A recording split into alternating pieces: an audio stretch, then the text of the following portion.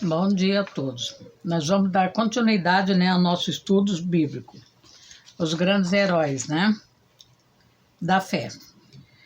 Nós vamos falar mais um pouquinho do Martinho Lutero. Para dar valor à devida obra de Martinho Lutero, é necessário notar algo das trevas e confusão dos tempos em que nasceu. Calcula-se que pelo menos 1 milhão de albigenes foram mortos na França, a fim de cumprir a ordem do Papa, para que esses hereges fossem cruelmente exterminados. Wycliffe, a estrela d'alva da Reforma, traduzir a Bíblia para a língua inglesa. João Hus, discípulo de Wycliffe, morrera na fogueira na Boêmia, suplicando ao Senhor que perdoasse os seus perseguidores.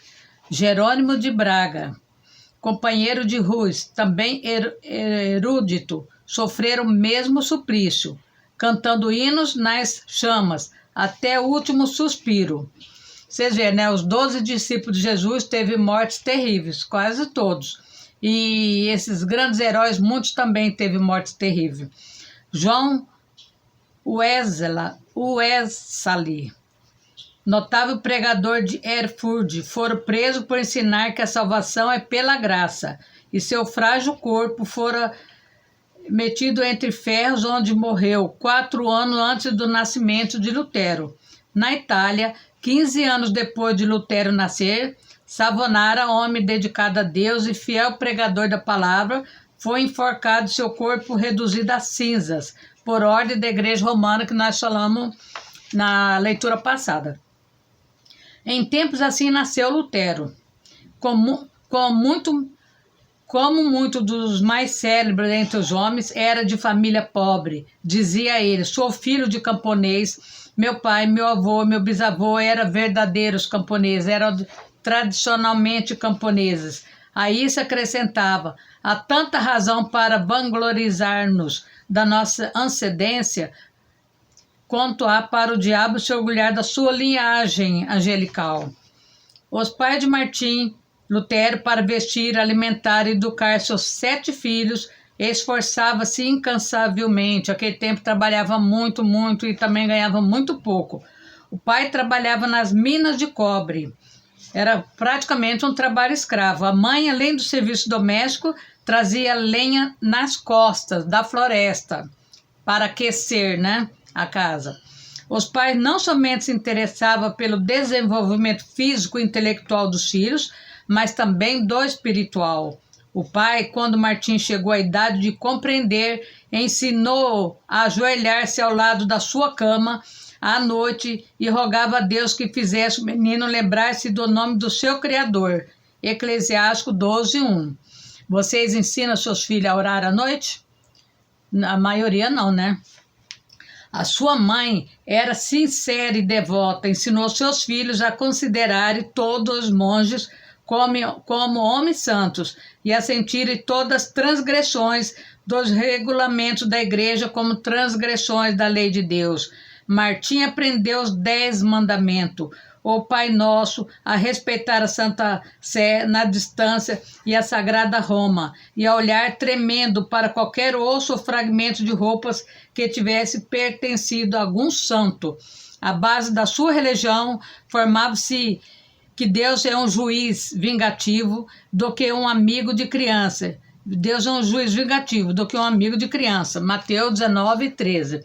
Quando já era adulto, Lutero escreveu: estremecia e tornava-me pálido ao ouvir alguém mencionar o nome de Cristo, porque fui ensinado a considerá-lo como juiz encolerizado. Foi ensinado errado. Fomos ensinados que devíamos nós mesmos fazer propiciação por nossos pecados, que não podemos fazer compensação suficiente por nossa culpa, que é necessário recorrer aos santos nos céus e clamar a Maria para desviar de nós a ira de Cristo. O pai de Martinho, satisfeitíssimo pelos trabalhos escolares do filho, na vila onde morava, mandou aos 13 anos para a escola franciscana, na cidade de Magdeburgo. O moço apresentava-se frequentemente ao confessionário, onde o padre lhe impunha penitências e obrigava a praticar boas obras para obter a absolvição. Esforçava-se incessantemente para adquirir o favor de Deus pela piedade, desejo que o levou mais tarde à vida do convento. Para conseguir a sua subsistência em Magdeburgo, Martim era obrigado a esmolar pelas ruas, cantando canções de porta em porta. Seus pais, achando que em Eisenach passaria melhor, mandaram-no para estudar nessa cidade, onde moravam parentes da sua mãe. Porém, esses parentes também não o ajudaram e o moço continuou a mendigar o pão. Triste, né? Quando estava a ponto de abandonar os estudos para ir trabalhar, né? Certa senhora de recursos, Dona Úrsula Cota, atraída por suas orações na igreja e comovida pela humilde maneira de receber qualquer resto de comida na porta, acolheu entre a sua família. Pela primeira vez, Lutero sentira que tinha fartura. Mais tarde, ele referia-se à cidade de Eisenach como a cidade bem amada. Quando Lutero se tornou famoso, um dos filhos da família Cota cursava em Wittenberg, onde Lutero recebeu na sua casa. Ela fez o bem e ele também fez o bem, né? Domiciliado na casa da sua extremosa mãe adotiva, Dona Úrsula, Martinho desenvolveu-se rapidamente, recebendo uma sólida educação. Seu mestre, João Trebúnius, era homem culto e de métodos esmeraldo. Não maltratava os alunos como os demais mestres. Contava-se que, ao encontrar um moço na sua escola, cumprimentava-o, tirando o chapéu, porque ninguém sabia quais seriam dentre eles os doutores, regentes, chanceleres e reis, que eles faziam isso porque eles nunca sabiam que um dia aqueles moços poderiam se tornar qualquer um desses aqui, né? O ambiente na escola e no lar era favorável para produzir um caráter forte, inquebrantável, tão necessário para enfrentar os mais temíveis inimigos de Deus. Olha como que a história dele é bonita, né, gente? É bom a gente conhecer para a gente valorizar mais, né? Martim Lutero era mais sóbrio e devoto que os demais rapazes da sua idade. Acerca deste fato, Dona Úrsula, na hora da morte, diz que Deus tinha abençoado seu lar grandemente desde o dia em que Lutero entrou na sua casa. Olha que lindo, né? Logo depois, os pais de Martim alcançaram certa abastança. O pai alugou um forno para fundição de cobre e depois passou a possuir mais 2. Foi eleito vereador na sua cidade e começou a fazer planos para educar seus filhos. Mas Martim nunca se envergonhou dos dias da sua provação e miséria. Antes reconhecia que fora a mão de Deus dirigindo-o e qualificando-o para a sua grande obra que ele ia ter mais tarde.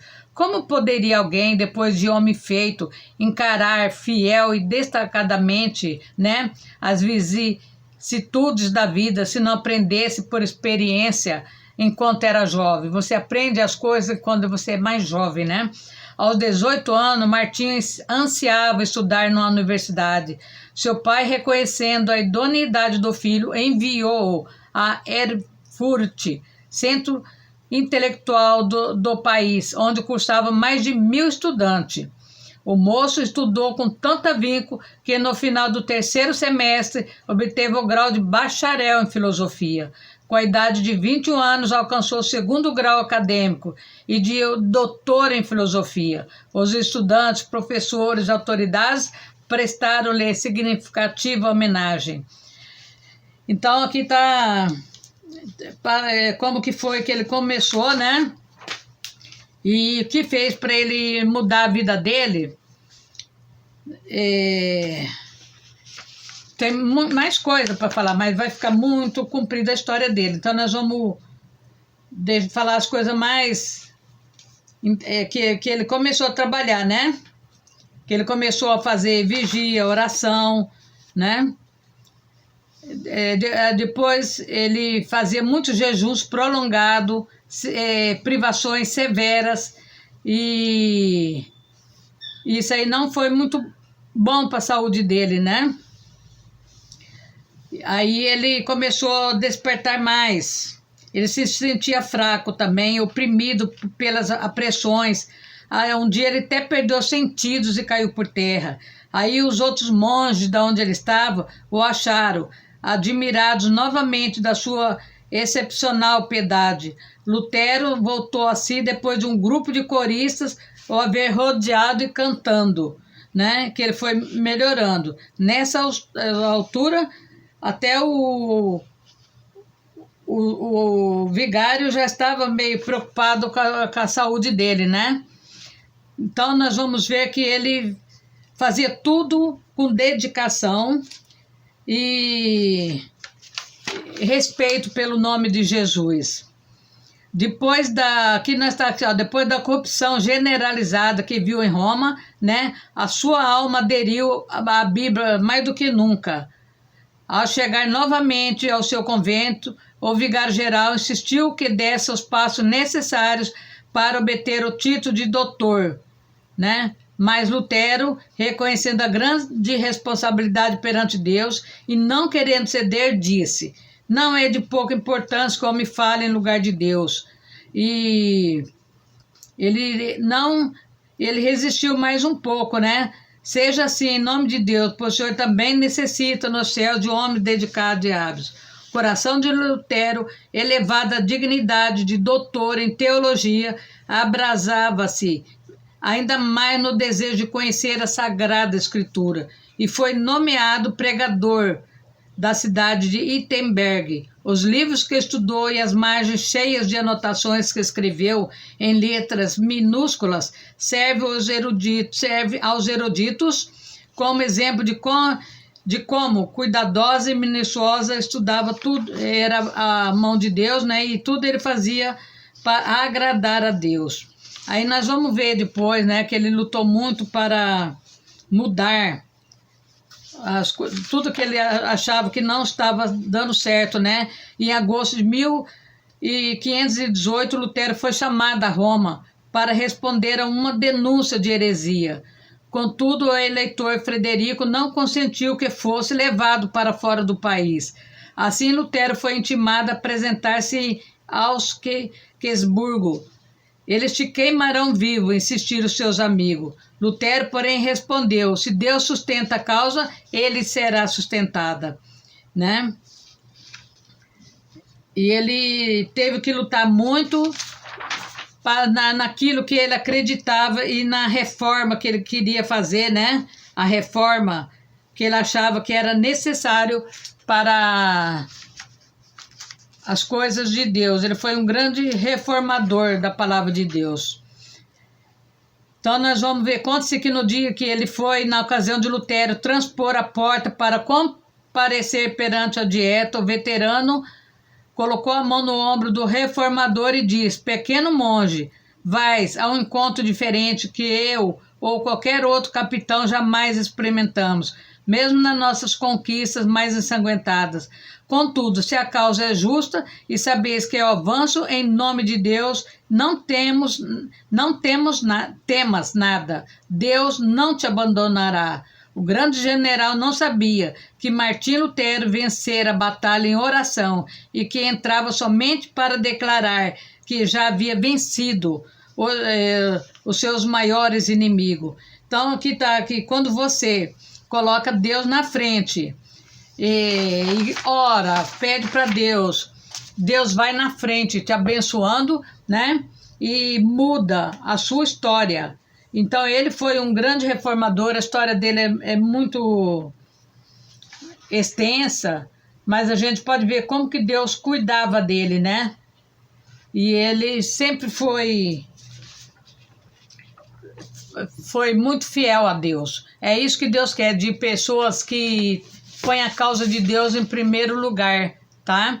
Que não tem medo do perigo, mas que ora, porque Deus pode interceder e mudar o rumo da sua história, como Deus mudou na vida de Lutero, e Lutero mudou o rumo da história. Ele é um grande reformista, né?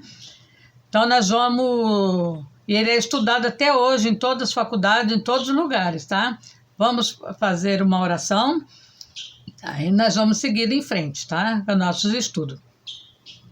Senhor Deus Todo-Poderoso, agradecemos, Senhor, por mais um estudo bíblico, agradecemos, Senhor, por o Senhor estar conosco nesse momento, que o Senhor abençoe todos aqueles que estão clamando comigo, abençoe todos que estão doentes, abençoe todos aqueles que estão fazendo quimioterapia, radioterapia, que estão em coma profundo, que estão desempregados, que estão sendo perseguidos, aqueles que estão presos há mais de 6 meses, que o Senhor vá até aonde eles estão, Senhor, faça um grande mover em favor deles, Senhor, que o Senhor abençoe grandemente a nossa nação, que o Senhor entra na CPMI, Senhor, que o Senhor conduza essa CPMI, Senhor, que o Senhor derruba por terra todo o império da mentira que se instalou no nosso país, abençoe, meu Pai, todos que moram em Brasília, coloca anjos lá, Senhor, no nome de Jesus e no poder de Deus, amém.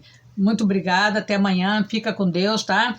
E vamos continuar firme, porque Deus é maior, Deus nunca nos abandona, nunca deixa a gente desabandonado, né, gente? Nós temos que crer sempre em Deus e não no homem, tá? Deus mudou a vida desses grandes heróis e Deus pode mudar a nossa. Eles eram homens de fé, homem que tinha o Espírito Santo ao lado deles e não tinha medo nem de morrer, se fosse preciso, pela causa que eles defendiam, tá? Obrigado e até a próxima, se Deus quiser.